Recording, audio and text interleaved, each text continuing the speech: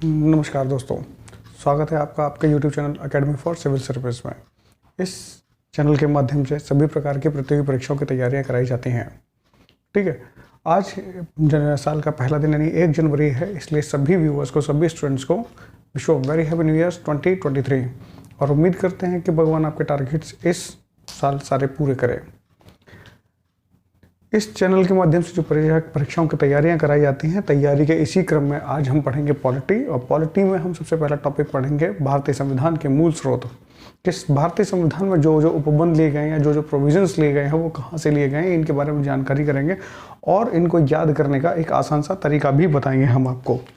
तो चलिए देर न करते हुए शुरू करते हैं हम। सबसे पहले कि भारत के संविधान के मूल स्रोत, तो इसमें सबसे पहला है हमारा मूल अधिकार।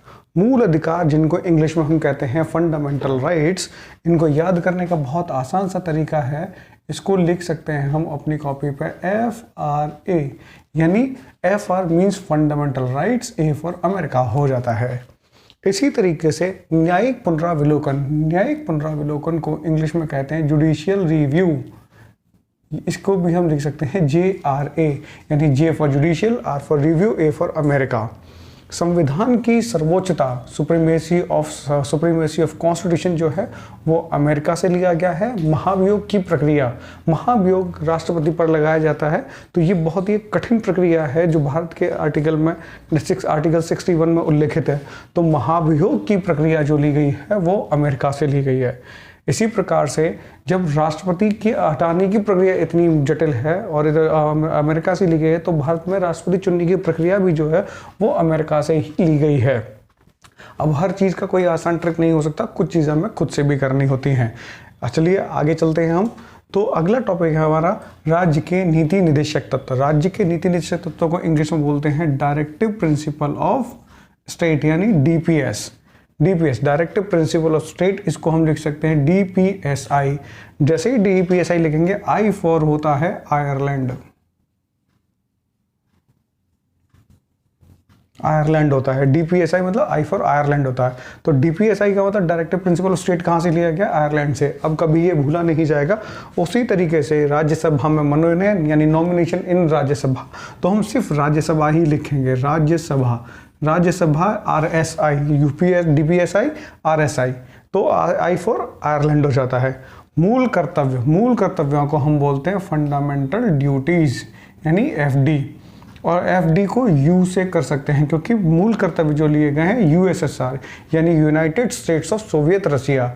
अब है ना, अगर हम R लगाएंगे तो भी लिख सकते हैं, कुछ लोग R भी लिख सकते हैं, मैं U करके करता हूँ इसको। तो FDU यानी USSR से लिया गया है। अगर USSR न दिया जाए और रशिया दिया जाए तो वो भी सही होगा।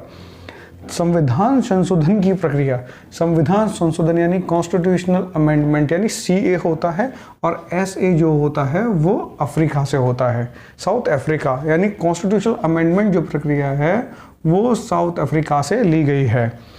समवर्ती सूची,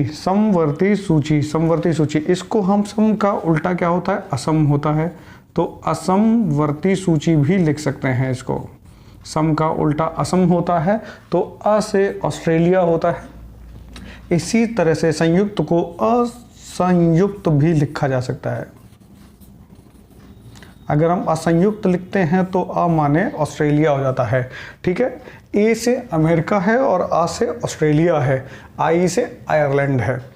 चलिए आगे बढ़ते हैं कि कौन कौन से है ना प्रोविजंस है ना कहाँ से लिए गए हैं। तो हम आपातकालीन उपबंधों के बारे में बात करते हैं, यानी इमरजेंसी प्रोविजंस। इनको हम इमरजेंसी प्रोविजंस कहते हैं।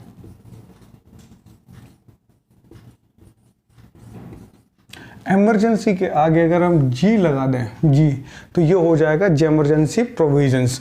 G का मतलब होता है जर्मनी, G से जर्मनी बनता है। इसी तरह से जैसे हमने इसके लिए ऑस्ट्रेलिया के लिए ट्रिक बनाया था, वैसे उसके लिए बनाते हैं कि संघात्मक व्यवस्था को हम कंघात्मक व्यवस्था भी लिख सकते हैं, कंघात्मक व्यवस्था भी लिख सकते हैं। का से कनाडा हो जाएगा। शक्तियों का विभाजन हो या अवशिष्ट शक्तियां केंद्र के पास हो, तो दोनों ही शक्तियां या अवशिष्ट शक्तियां दोनों कहां से ली गई हैं? कनाडा से ली गई हैं। इनको आप चाहो तो अवशिष्ट को कवशिष्ट भी करके लिख सकते हैं। अब आगे चलते हैं कि हमने ब्रिटेन से क्या क्या लिया है। ब्रिटेन से हमने लिया है संसद को, विधि के शासन को, एकल नागरिकता को, संसद ली है तो संसद के विशेष अधिकार भी लिए हैं, और अगर संसदीय प्रणाली को अपनाया गया है तो मंत्रिमंडल व्यवस्था, यानी संसद से जुड़ी हुई चीज़ों को ही हमने ब्रिटेन से लिया है। इसको याद करने के लिए आसान सा तरीका है कि सबसे पहले हमने वहाँ संसद ली, संसद के विशेष अधिकार लिए। विशेष अधिकार किसके होते हैं? मंत्रियों के होते हैं। मंत्रिमंडल, ये 3 याद हो गया कि संसद, संसद के विशेष अधिकार और संसद के मंत्रिमंडल होता है 3। और 2 और चीज़ हो जाएंगी कि एकल नागरिकता और विधि का शासन, ये ब्रिटेन से लिया गया है। हमने न्यायपालिका को कहाँ से लिया गया है? भारत शासन अधिनियम 1975 से। भारत के महालेखा परीक्षक, जिसको है ना नियंत्रक एवं महालेखा परीक्षक कहा जाता है, जिनको इंग्लिश में कैग कहा जाता है, कैग को लिया गया है भारत शासन अधिनियम 1935 से। और लोक सेवा आयोग को भी हमने लिया गया है भारत शासन अधिनियम 1935 से ही लिया गया है। एक और चीज़ बताने वाली बात यह है कि भारत शासन, भारत के संविधान में, जो वर्तमान में भारत का संविधान है, भारत के संविधान का 75% हिस्सा जो है भारत शासन अधिनियम 1935 से ही लिया गया है। तो इस तरीके से हमारा आज का टॉपिक भारत के संविधान के मूल स्रोत याद हो जाते हैं, ख़त्म होता है, और उम्मीद करते हैं कि ये वीडियो ख़त्म होते होते सब लोगों को याद भी हो गया होगा। अब यहाँ पर एक और महत्वपूर्ण बात बताई जाएगी कि है ना कि अभी जो लोग PET 2021 की वजह से लेखपाल जैसी बड़ी परीक्षा में अपीयर नहीं हो पाए हैं, उन लोगों के लिए एक अवसर है जिन्होंने 2018 में ग्राम विकास अधिकारी, उत्तर प्रदेश ग्राम विकास अधिकारी का जो फॉर्म भरा हुआ था, उसका एग्ज़ाम किसी भी समय उसकी घोषणा हो सकती है कि कब होगा। तो इसलिए जिन लोगों ने 2018 में उसका फॉर्म भरा था, तो वो लोग इसकी तैयारी में लग जाए हैं और इस तरीके से याद करते रहें, तो वो अपना ग्राम विकास अधिकारी में अपना चयन पक्का कर सकते हैं, यानी अपना सिलेक्शन ले सकते हैं।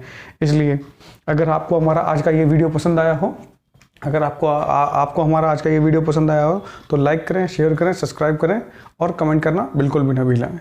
नमस्कार।